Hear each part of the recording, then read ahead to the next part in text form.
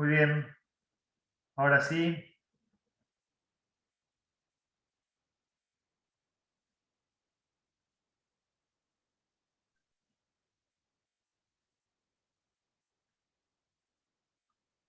Bien, muy bien. Hoy empezamos a ver los registros que como está explicado, como explicamos en la primera parte de la charla inaugural y en la propuesta pedagógica, son miradas superpuestas que si bien las ordenamos a través de 6 registros, en realidad en muchos casos podrían estar en otro orden. Este es un orden que nosotros de alguna manera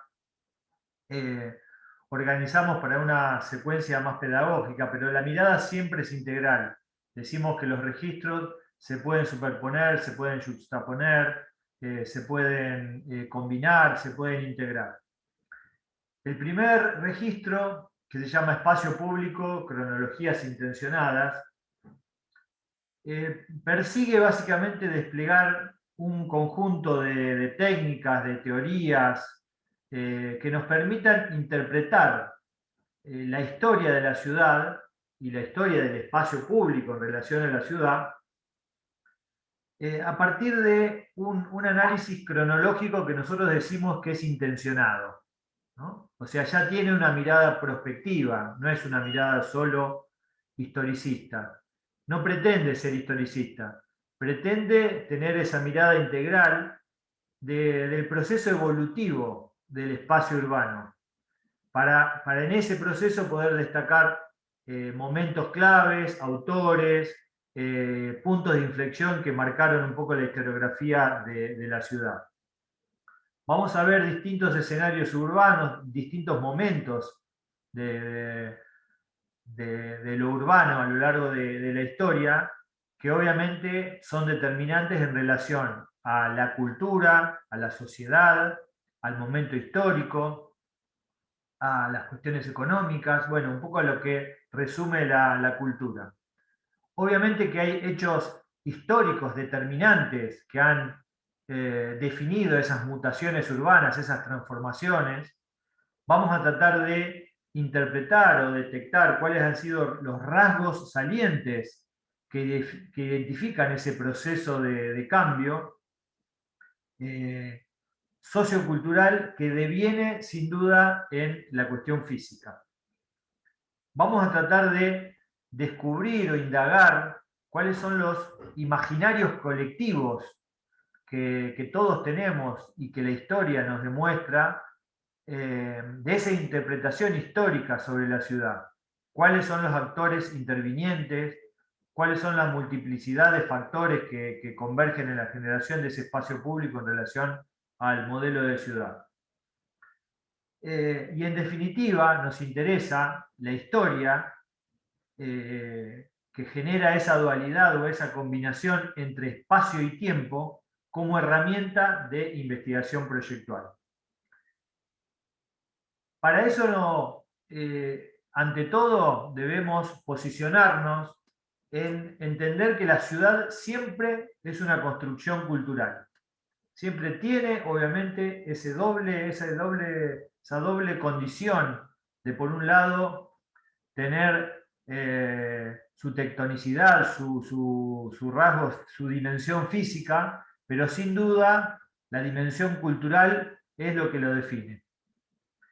Sí, en ese rasgo físico, en esa determinación física, hay un concepto fundamental que es la imagen, ¿no? La imagen de la ciudad que nos devuelve esa construcción tridimensional habitada por seres humanos.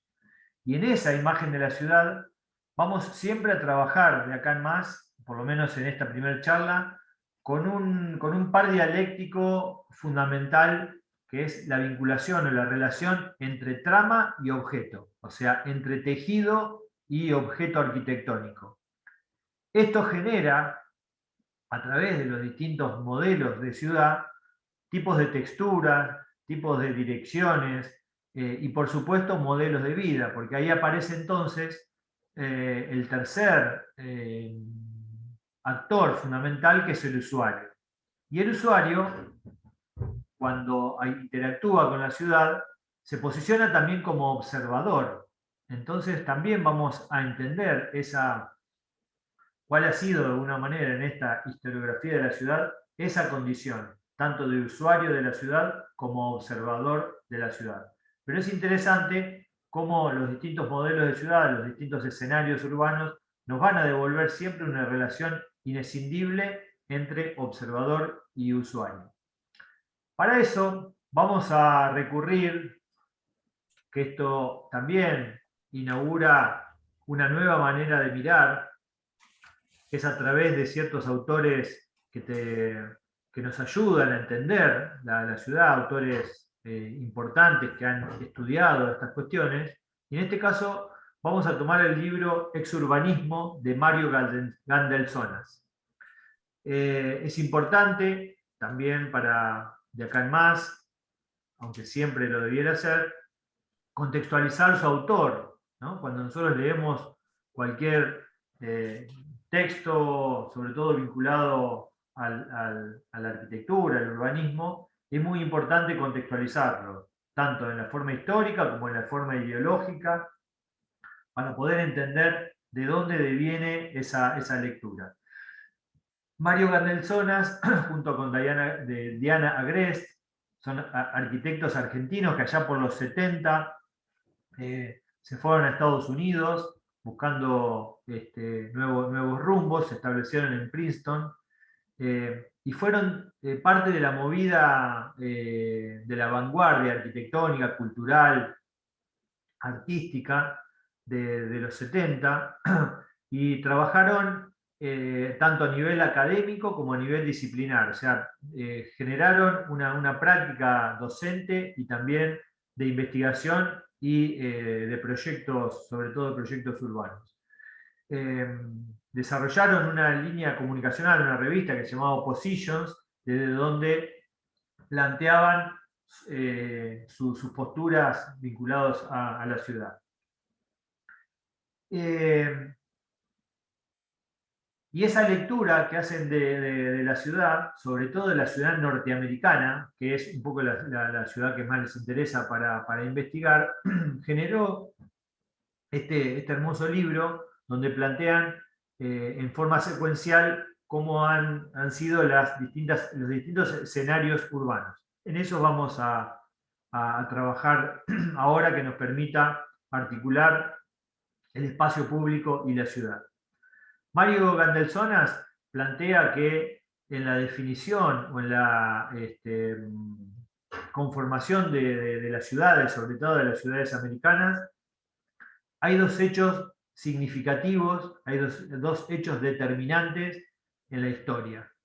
Por un lado, es la aparición del libro de Alberti de 1485 de reedificatoria, ¿no? Empezaban a aparecer los libros que hablaban sobre el tema de la ciudad, sobre el urbanismo. Y el otro, que es bastante cercano en el tiempo, es el descubrimiento de América de 1492. Estos dos hechos él los liga como hechos fundamentales y basantes de alguna manera para la generación de las ciudades, porque en el caso del libro de Alberti se tomaba a la ciudad con una identidad urbana, casi como un hecho arquitectónico, como la posibilidad de diseñar una ciudad o un objeto urbanístico. Y eso generaba obviamente un deseo arquitectónico, pero en este caso vinculado a la ciudad, que luego eso derivó en las leyes de Indias, o sea, cómo poder transformar ese deseo arquitectónico casi como en un proyecto prototípico que se pueda desparramar por todo el mundo. El segundo hecho, el descubrimiento de América, obviamente para los europeos, fue descubrir la posibilidad de un mundo nuevo, de un territorio virgen, donde poder desplegar todas esas ideas de ciudad nueva en un lugar donde todavía todo estaba por colonizar. Entonces ahí aparece, por un lado, la cuestión más conceptual, más académica, y también el soporte físico, el escenario donde poder desarrollar esa práctica profesional. Y así él deriva en esta lectura y plantea cómo los distintos escenarios urbanos, las distintas escenas urbanas, definidas por las distintas características de la ciudad, como la ciudad renacentista, la barroca, la ciudad de la cuadrícula, la ciudad de los rascacielos, la ciudad moderna, la suburbana, la exurbana, y si bien estas no estaban en el libro, nosotros las hemos actualizado con la ciudad global y la ciudad genérica, que plantean un poco la contemporaneidad, y vamos a ver también luego la actualidad. Vamos a ir rápido, pero interesa más que nada ver un poco el proceso evolutivo y cuáles han sido los distintos resultados de las distintas prácticas urbanas. La primera escena o la primera ciudad que él plantea es la ciudad renacentista, ¿no? Obviamente el Renacimiento, fíjense cómo rápidamente hay una articulación o una ligazón fundamental con la aparición de la técnica o con la aparición de herramientas gráficas o conceptuales, en este caso obviamente la geometría, ¿no?, del Renacimiento, la perspectiva. Y en la ciudad del Renacimiento aparece la ciudad como una pieza abstracta, una pieza única, geométrica, que se puede proyectar ex novo desde el tablero, con una forma que básicamente empieza a definir pares opuestos, ¿no? Una adentro y una afuera, un lleno, un vacío. La ciudad se entiende como un artefacto, como un edificio, ¿no? Y hay como significantes urbanos paralelos entre arquitectura y ciudad. Y obviamente que esto define claramente también un tipo de espacio público entre el adentro y el afuera, lo que queda por adentro y lo que queda por afuera. Desde el punto de vista de la imagen de la ciudad, es esta ciudad que puede definirse como masa, ¿no?, que tiene una forma definida, porque aparece un límite, un borde, un elemento que contiene, que empiezan a aparecer elementos de dominancia de un punto central por sobre otro. Y luego aparecen las distintas variaciones de estas ciudades, que tienen que ver también con una cuestión funcional, ¿no?, con esta idea de la fortificación de un elemento que permita a la ciudad ser un espacio contenido, ser un espacio donde yo pueda tener esa visión panóptica para mitigar los distintos avances del enemigo. O sea, fíjense, la forma urbana empieza a tener absoluta combinación también con la cuestión sociocultural. Y esas variaciones luego tienen en la geometría distintos polígonos, distintas formas, redondas, con puntas, que obviamente generan también un tipo de espacio público, pero definido básicamente por el adentro y el afuera. Palmanova de 1600 es uno de los ejemplos paradigmáticos que se ha pensado también hoy, donde existe hasta hoy, y aparece esa clara definición entre centro y periferia, o entre un punto central, un límite, un borde y un exterior. Cuando esta ciudad, vamos a ir viendo también siempre todo, cómo luego todas estas ideas, sobre todo europeas, luego tuvieron resultado en América. Cuando esta situación se traslada a América con las leyes de Indias, ¿no?, donde la posibilidad del terreno virgen aparece casi con una sin límite, con la posibilidad de tomar todo el territorio desplegado en su totalidad. Solo hay ciertos elementos de la naturaleza, como ríos y montañas, o ciertos rasgos geográficos que toman su límite, pero en general luego aparece esta posibilidad de que la ley compositiva de esa forma se empieza a hacer más indiscriminada, con las plazas abiertas y la posibilidad del terreno absolutamente virgen, donde el crecimiento aparece indiscriminado. La segunda escena que plantea Mario Valdelsonas es la ciudad barroca, ¿no? Volvemos un poco para atrás a Europa, ¿no?, y en esa ciudad más medieval, pensada o articulada de alguna manera sin forma, empiezan a aparecer estas necesidades de poder reconocer en esa definición sin forma unos puntos claves que puedan permitir conectar, ¿no? Conectar. Y aparece entonces el primer plano, o el plan para Roma de Domenico Fontana, que identifica cuáles son los puntos más salientes, sobre todo simbólicos en relación a las iglesias, ¿no?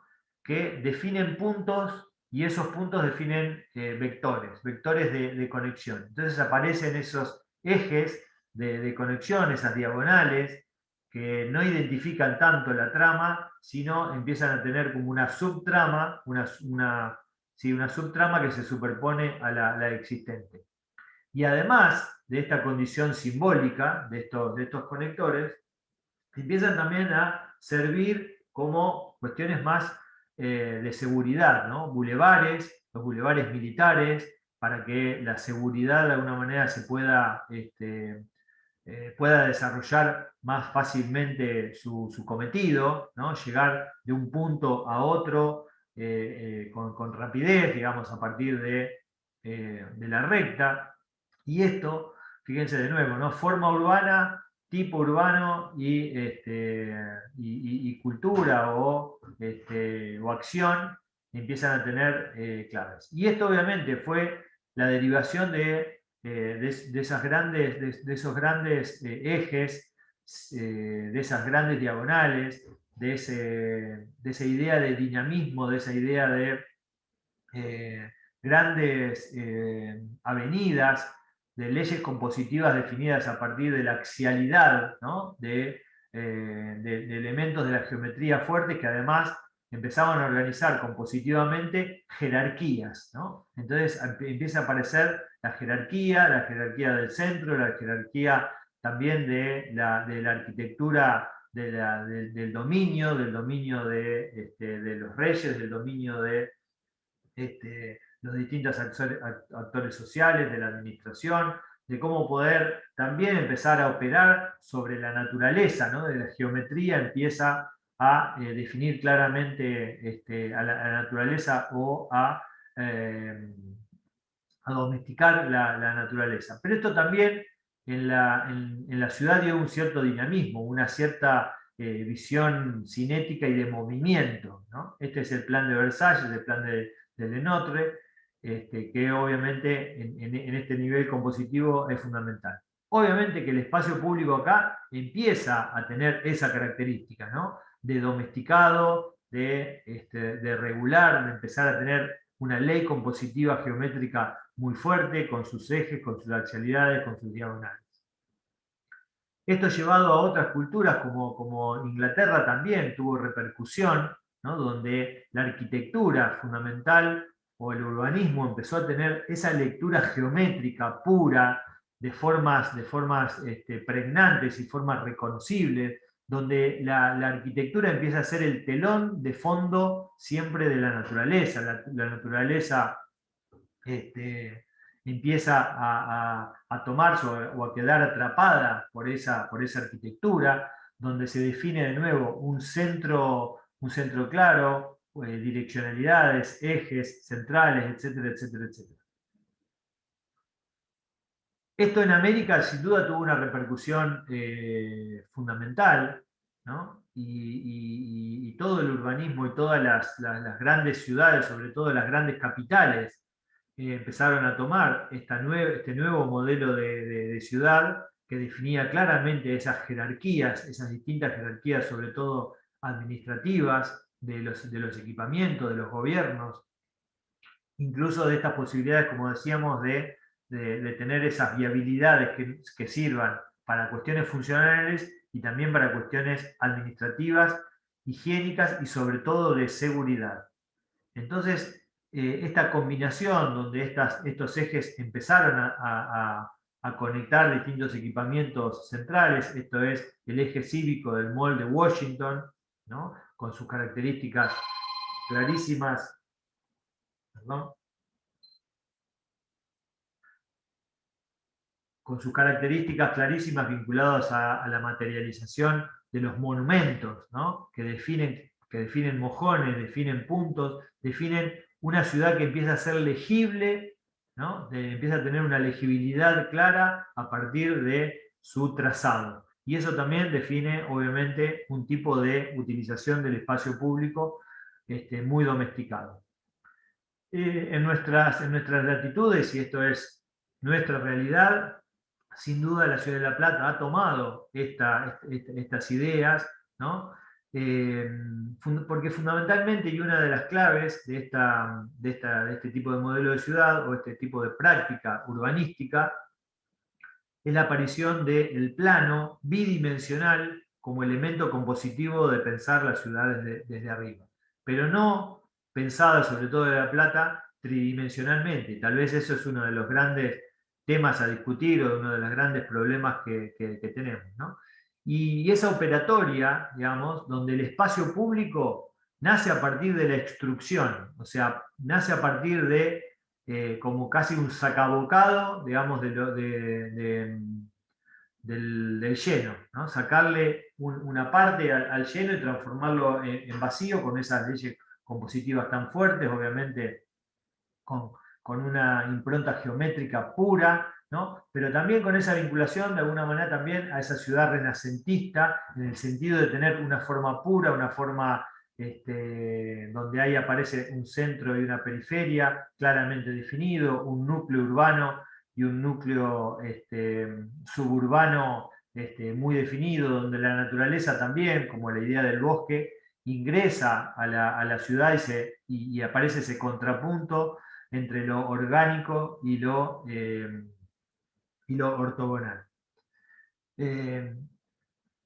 La tercera escena, vamos rápido, pero fíjense cómo todos estos distintos modelos de ciudad también definen modelos de espacio público muy, muy claros. La tercera escena es la cuadrícula continental, que tiene su base conceptual, pero administrativa, operativa, a partir de un decreto sobre el territorio de Thomas Jefferson de 1785, sobre terreno americano, estamos hablando de América, donde plantea la posibilidad de urbanizar casi todo el país a partir de la grilla de una milla cuadrada. Esto definió claramente una forma de colonizar el territorio, casi indiscriminadamente, no teniendo en cuenta tanto la condición geográfica. Obviamente que esto ha sido parte de nuestra cultura, donde todas las ciudades, sobre todo estas ciudades americanas, empezaron a tomar esta operatoria, ¿no? De una cuadrícula que empieza a tapizar todo el territorio y solo frena cuando se encuentra con bordes o con límites naturales. Sin duda, esta repercusión de este modelo de ciudad, que obviamente además optimizaba al máximo la posibilidad de crecimiento, era simple también para los ingenieros poder determinar, digamos, porque eran líneas rectas, poder determinar la forma urbana, empiezan a aparecer distintas ciudades que han sido paradigmáticas también en este modelo de ciudad. Sin duda, bueno, San Francisco, Boston, pero sin duda Nueva York, sobre todo Manhattan, tiene esa impronta tan fuerte de esa cuadrícula continental que tapiza todo el territorio, pero que aparece en esa instrucción. Fíjese en estos dos planos, el primero, digamos, donde no aparecía el Central Park, o era un parque mucho, mucho menor, y de nuevo la instrucción, ¿no? El elemento que se socava al lleno o al tejido para poder generar, en este caso, el espacio público dominante de la ciudad de Nueva York. Y cómo empieza a aparecer esa relación o esa dualidad, ¿no? Esa combinación entre trama y objeto. En este caso, el objeto es el espacio público o el Central Park, pero también la arquitectura empieza a ser clave en esa articulación. Conceptualmente, sobre todo en América, empezaron a aparecer distintas investigaciones y distintas propuestas para que esto se materialice. Frank Lloyd Wright en 1934 plantea una propuesta para que todo el territorio americano pueda desarrollarse de esta manera a partir de un proyecto que él le llama Broadcast City, ¿no? O sea, la ciudad autosuficiente, esa ciudad que puede, de un acre cuadrado, empieza obviamente a pensarse en que toda la población tiene la posibilidad de tener su propio acre, su propia ciudad, su propia vivienda y su propio espacio de producción. Y obviamente aparece la dominancia del territorio infinito colonizado por la urbanización.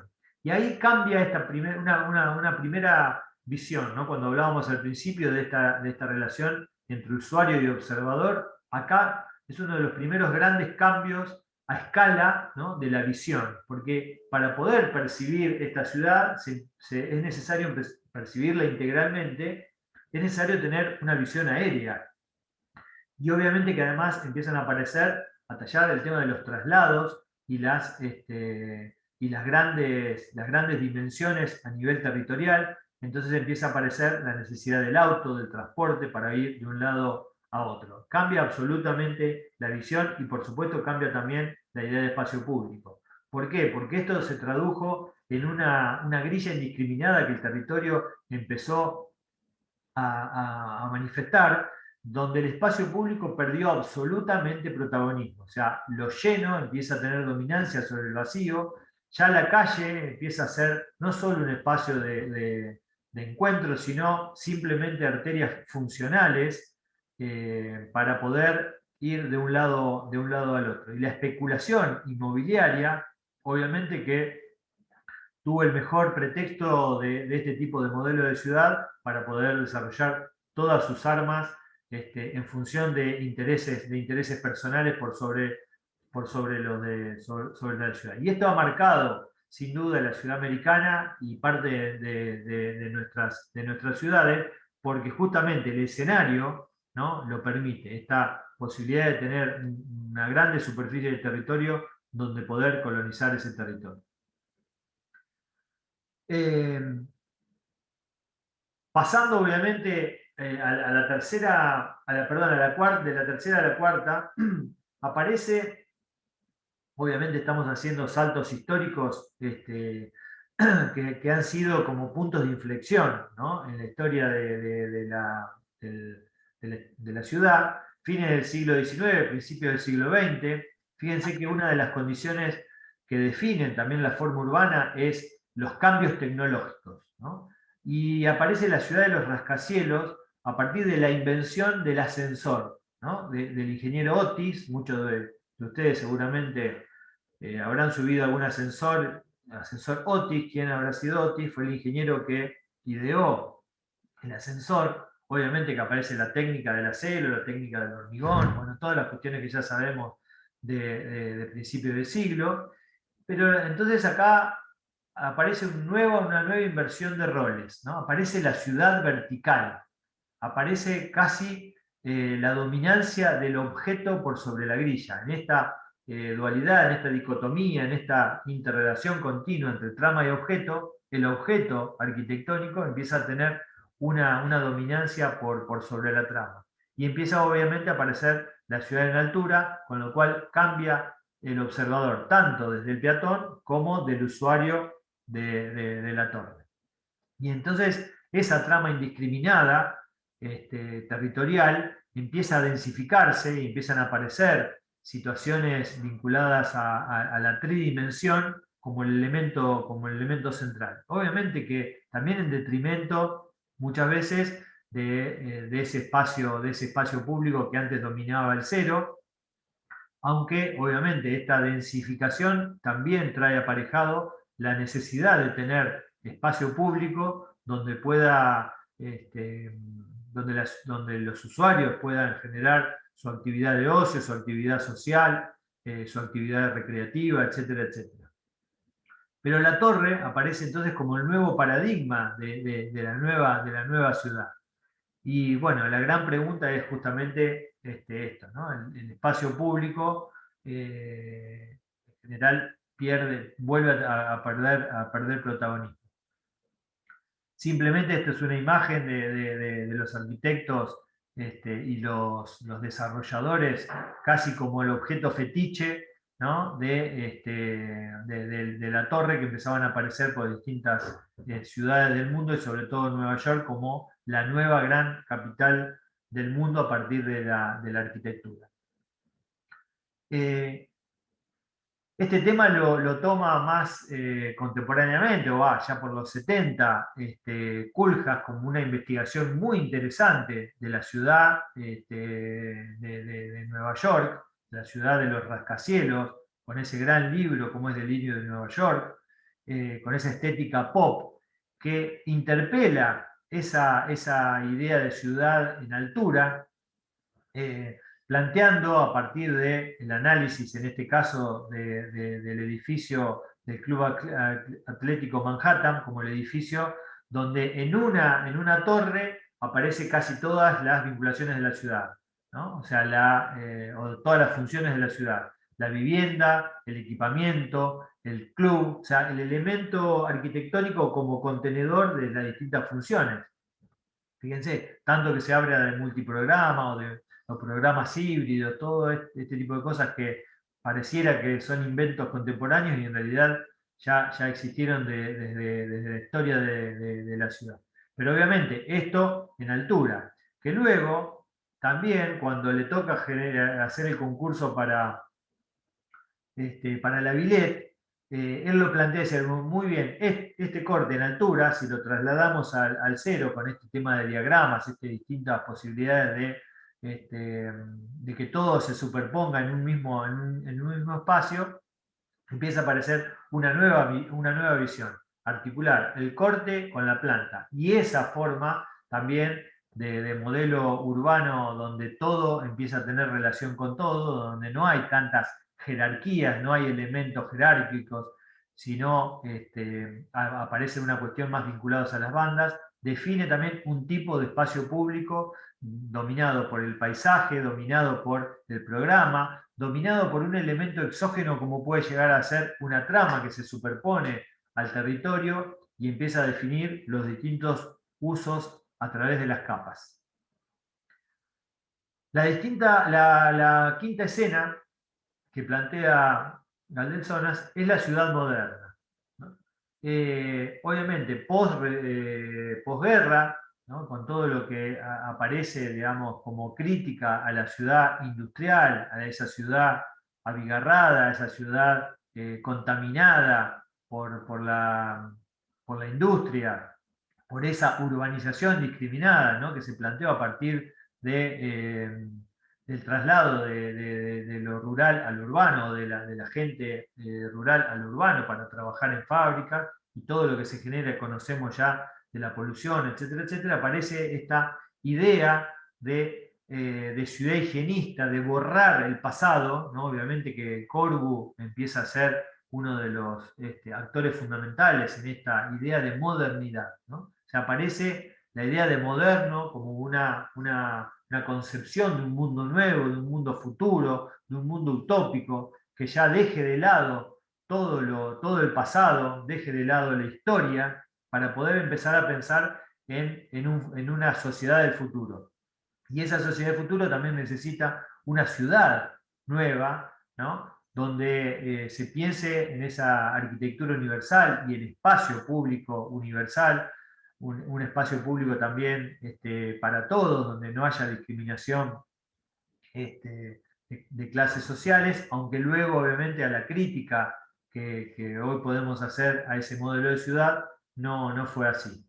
Entonces aparecen estas posibilidades sobre la ciudad existente, como el plan Voisin de 1925 para París, hacer tabula rasa con la ciudad vieja para poder implantar ciudades higienistas y devolverle fundamentalmente, o sea, la aparición de las torres, de las grandes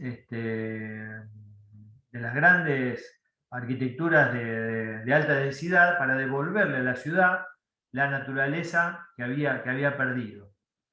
O sea, poder tener la mayor cantidad de de gente viviendo en la menor superficie posible y liberar el espacio público para todos. La práctica, desde el punto de vista disciplinar que aparece para pensar en ese nuevo modelo de ciudad, tiene que ver también con estos dibujos que empiezan a manipular las escalas, ¿no? Porque aparece esta escala de monumentalidad, aparecen rápidamente la articulación con los medios de transporte como el avión, como el yate, el transatlántico, o sea, empezar a conceptualizar un poco la máquina de habitar como el elemento que articula con la ciudad. Y obviamente aparecen estas nuevas ideas utópicas de ciudades donde aparecen nuevas estratificaciones, calles en altura, donde el espacio público se empieza también a estratificar, hay un 0, hay un +6, hay un +10, pero es importante esta manipulación gráfica, ¿no? Esta escala de monumentalidad, tener que hasta dibujar árboles sobreexagerados para poder dar esa dimensión de monumentalidad. Hay ciertas investigaciones que articulan justamente esta relación entre la ciudad histórica y la ciudad nueva.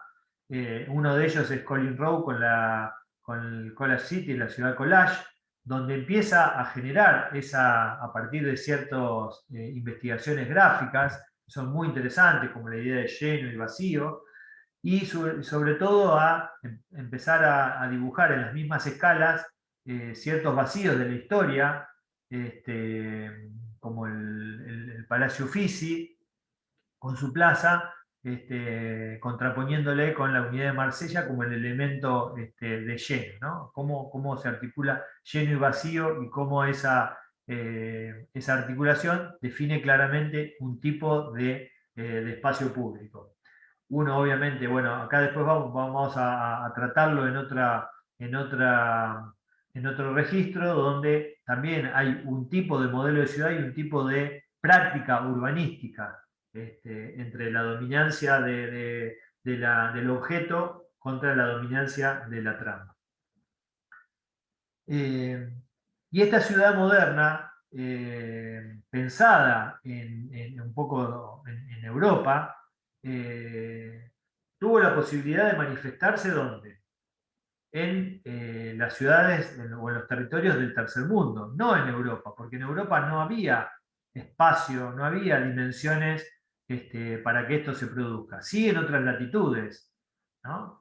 Sudamérica, India, ¿no? Entonces ahí aparecen estas ciudades ex novo, estas ciudades pensadas de cero, como Brasilia, como Chandigarh, en otras latitudes. Entonces empiezan a aparecer esta dualidad de situaciones pensadas desde Europa, pero trasladadas a otros territorios donde obviamente se pueden manifestar estas ciudades. Esta ciudad sin duda también tuvo otra repercusión en el sexto escenario, ¿no? que plantea Galdezonas, que es la ciudad suburbana. Nuevamente, parte de las cuestiones de los cambios tecnológicos y los cambios socioculturales, socioeconómicos, empiezan a devenir también en las formas urbanas y en el modelo de ciudad. En la Guerra Fría, con la guerra obviamente del petróleo entre Rusia y Estados Unidos, en 1956 aparece la ley de autopistas, ¿no? Esta posibilidad de conectar todas las ciudades de Estados Unidos a través de una red vial que permita con rapidez y obviamente a partir de la generación del auto en serie, ¿no? Todo el desarrollo tecnológico vinculado a la industria automotriz generó sin duda un tipo de modelo de ciudad que definió al suburbio como el gran elemento integrador de todo el territorio. Y eso definió también un modelo de ciudadanía, o un modelo de ciudad.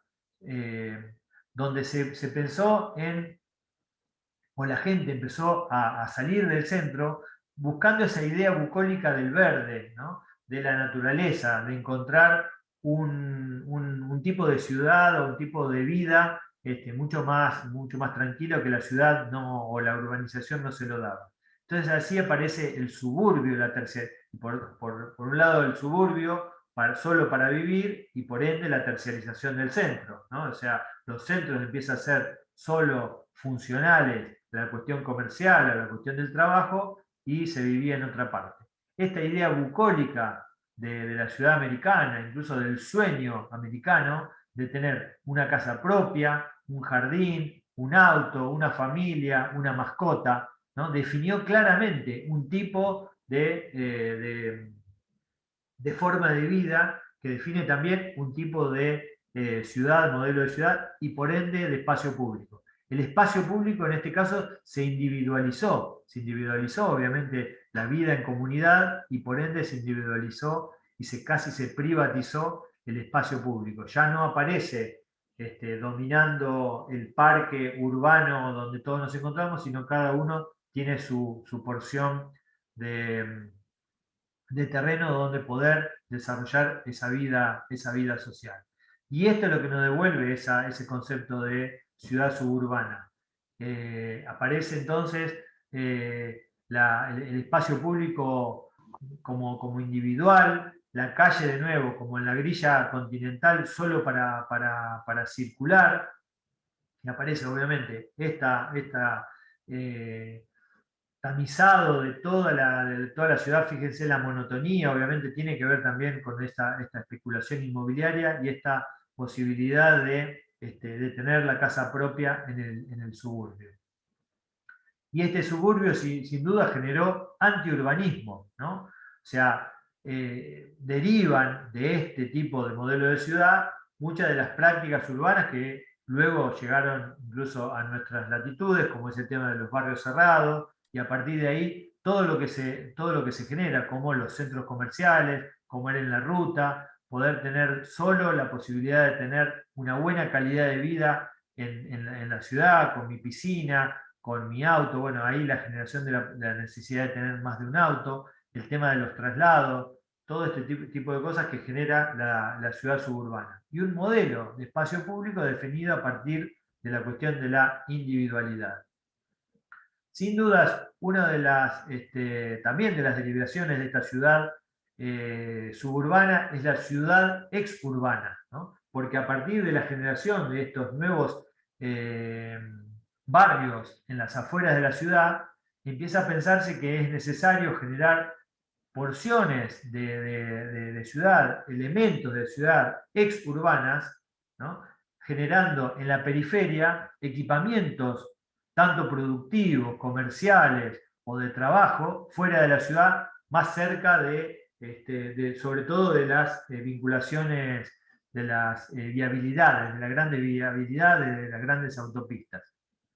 Esta exurbanización generan obviamente espacios donde aparece la vivienda en altura, pero también el trabajo, aparecen las oficinas, aparecen eh, mm, equipamientos o aparecen solo estacionamientos, parques temáticos, donde la ciudad empieza casi a perder protagonismo en relación a la vivienda de todos los días. Y en esa ciudad exurbana obviamente aparecen estos conjuntos de cierta autonomía, centros comerciales, donde obviamente aparece el comercio, muchas veces aparece el servicio, aparece la oficina, los grandes parkings, o sea, el espacio público empieza casi a estar dominado por el auto, y donde yo tengo percepción de esos grandes centros comerciales a partir de la autopista. O sea, el edificio empieza a ser necesariamente reconocible, entonces aparece un lenguaje, digamos, necesario para captar esa tensión que se traslada por la autopista. O sea, ya el edificio objeto empieza obviamente a ser fundamental, ¿no? Porque esta, de nuevo, condición de usuario y observador empieza a tener esa dominancia en los colores, en los brillos, en los elementos. Obviamente, acá por supuesto también se empieza a individualizar y a hacer aún más fuerte la brecha entre quién tiene acceso a este tipo de, de arquitectura o de espacios y quiénes no.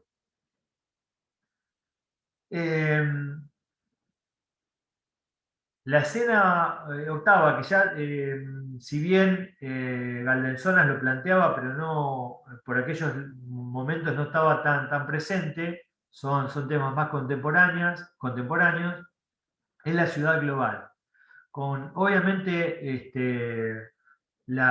crecimiento exponencial desde el punto de vista económico de, sobre todo, países asiáticos, empezaron rápidamente a competir, no solo los países, sino las ciudades, como objeto, como producto de consumo y posicionamiento a nivel global. De hecho, muchas ciudades del mundo, grandes capitales del mundo, eh, tienen un PBI mayor que sus propios países, incluso hasta una dominancia administrativa mucho más fuerte que sus propios países. Entonces, la ciudad, como producto de consumo, empezó a tener, como producto de marketing, empezó a tener más, más presencia que aún sus propios países. Empezaron a competir y la competencia está quién tiene mejores servicios, quién tiene mejores, obviamente, autopistas, quién tiene la torre más alta, quién tiene la última tecnología. En la ciudad como producto, ¿no? Apuntado a un negocio ABC1 que atraiga negocios y que en teoría esa posibilidad de crecimiento económico iba a traer un derrame para poder generar mejor condiciones de vida para todos, que no fue así, ¿no? Entonces aparece toda una estructura supragubernamental que supera casi hasta incluso los gobiernos internacionales. Y esta ciudad, obviamente, empieza a ser una ciudad casi sin identidad, ¿no? Podría ser cualquier ciudad, estos modelos urbanos nuevos, donde aparece la corporación, como esos edificios corporativos que tienen una misma forma, donde los usuarios en realidad son los mismos, son internacionales, pero donde empiezan a aparecer las redes, ¿no? Como el elemento central de relación. Entonces ya no es tan importante el espacio, sino es más el espacio tangible, sino es más importante el espacio virtual. Y obviamente esto tiene repercusión también en en la forma de la ciudad, donde obviamente el espacio público, en este caso, casi no tiene presencia, o por lo menos no tiene dominancia, sino la dominancia está en el objeto arquitectónico de mayor grado de sofisticación para que sea comunicado a nivel mundial. Y aparece entonces esta discriminación del tipo de ciudad igual para todo el mundo. Y la última escena que también incorporamos nosotros es la ciudad sustentable, un poco a partir de también las críticas tanto al movimiento moderno, a la ciudad global, a esta ciudad industrial, y todos los problemas, obviamente, de grandes inundaciones, grandes cataclismos ambientales que hemos tenido, se empieza a pensar en la necesidad de revertir esa situación y volver a recuperar esa articulación con el ambiente. Volver a reconocer en muchos casos todas las condiciones ambientales previas que la urbanización no tuvo en cuenta y que fueron en muchos casos generadores de todas estas conflictos ambientales. Entonces, en estas nuevas ciudades se empieza a pensar en ciudades sustentables, ciudades incluso ex novo, o sea, nuevas, pero ya donde la condición ambiental empieza a ser clave, donde se busca tener la menor cantidad de huellas de carbono posible, donde el ahorro energético es fundamental, donde empiezan a aparecer esas condiciones de las normas LEED como para poder tener la mejor condición frente al mundo ambientalmente reconocibles, y donde el espacio público empieza a tener otra condición. Por un lado puede llegar a ser de uso, pero también en muchos casos puede ser regulador ambiental, puede ser el elemento que empieza a captar energía. Obviamente en estas ciudades empiezan a aparecer fundamentalmente en Asia, en Arabia, ¿no? Estos elementos, digamos, urbanos que nacen de cero con esta idea de la eficiencia energética, ¿no? Y ese regulador ambiental, en muchos casos, tiene solo esa condición, pero no alcanza, obviamente, a pensarse en ese concepto más antropológico del espacio público, donde todos nos podemos encontrar y todos nos podemos resignificar como sociedad. Muy bien, hicimos un barrido muy rápido, pero la gran pregunta que en todos los casos debiéramos hacernos es: ¿cómo es el espacio público en cada escena urbana? ¿Cuál es el modelo de ciudad y el modelo de espacio público que plantea estos distintos escenarios urbanos?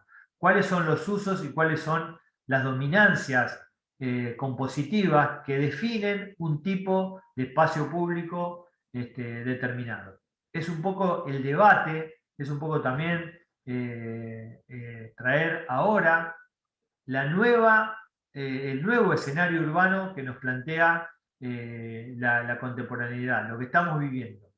Esta nueva escena urbana de ciudad y pandemia.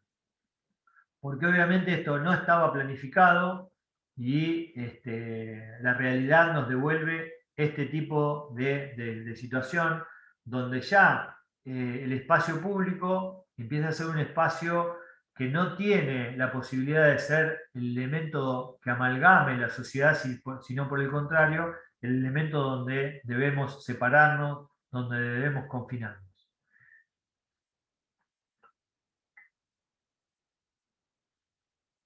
Muy bien, esa es la última reflexión que dejamos picando para poder empezar a reflexionar en conjunto sobre un poco un recorrido histórico y pararnos en la actualidad.